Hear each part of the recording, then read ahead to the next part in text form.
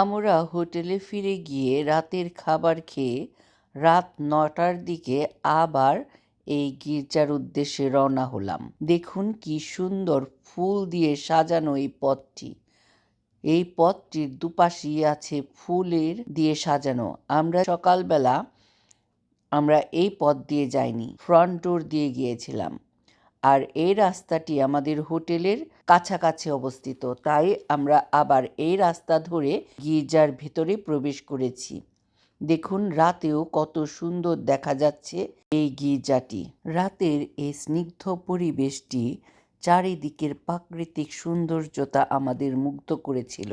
যুদ্ধের পরে এই ছোট্ট গির্জাকে বিশাল আকৃতিতে বড় গির্জা রূপে পুনর্নির্মাণ করা হয়েছিল এবং 1690 সালে আবার এটি অগ্নিকাণ্ডে ধ্বংস হবার পরে একে ব্যাসিলিকা রূপে, এই আজকের যে গির্জাটি দেখতে পাচ্ছি এটি ব্যাসিলিকা রূপে আবার পুনর্নির্মাণ করা হয়। এর সাথে 105 মিটার উঁচু এই বেল টাওয়ারটি দেখতে পাচ্ছেন। 1717 সালে পোপ ক্লেমেন্ট এই পবিত্র আইকনটিতে মুকুট পরিয়েছিলেন। 1909 সালে সেই মুকুটগুলি চুরি হয়ে যাওয়াতে পরের বছরে সেন্ট পোপ পিউস আবারও মুকুট পরিয়েছিলেন। এরপর 2010 সালে পোপ ষোড়শ বেনেডিক্টের আশীর্বাদপুষ্ট এক সেট নতুন মুকুট দিয়ে আইকনটিকে পুনরায় মুকুট পরানো হয়। জ্যোৎস্নাগুড়া পর্বতের উপরে অবস্থিত এই পবিত্র তীর্থস্থানটি আওয়ার লেডির প্রতি ভক্তি পোলিশ জনগণের জীবনের একটি অবিচ্ছেদ্য অংশ। 1711 সাল থেকে প্রতি বছর 6ই আগস্ট ওয়ার্স থেকে 9 দিনব্যাপী 140 মাইল দীর্ঘ তীর্থযাত্রা শুরু হয়।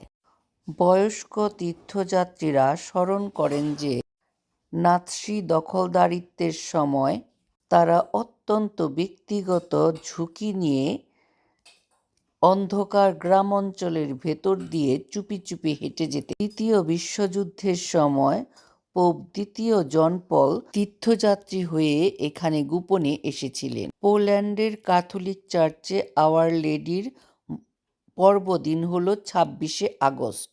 আওয়ার লেডি অব চেস্টোচোয়া শুধু এখানেই নয়, পুরো বিশ্বের বিভিন্ন চার্চগুলোতে স্থানান্তরিত করা হয়েছে, যেমন আমেরিকা, অস্ট্রেলিয়া, আরও অন্যান্য দেশগুলোতেও আওয়ার লেডির এই গির্জা আছে।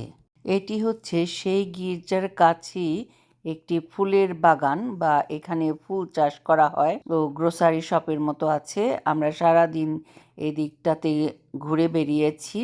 গির্জার পরে অনেক সুন্দর জায়গা, চেস্টোচোয়া অনেক বিউটিফুল একটি ভিলেজ। আমাদের খুবই ভালো লেগেছে এখানে। এখানকার মানুষও অনেক ধর্মভীরু, তা আমরা গির্জা ঘরে গিয়েই বুঝতে পেরেছি। প্রচুর ভিড়, গির্জায় এক ফোঁটা জায়গা ছিল না দাঁড়াবার জন্য, বসা তো দূরের কথা।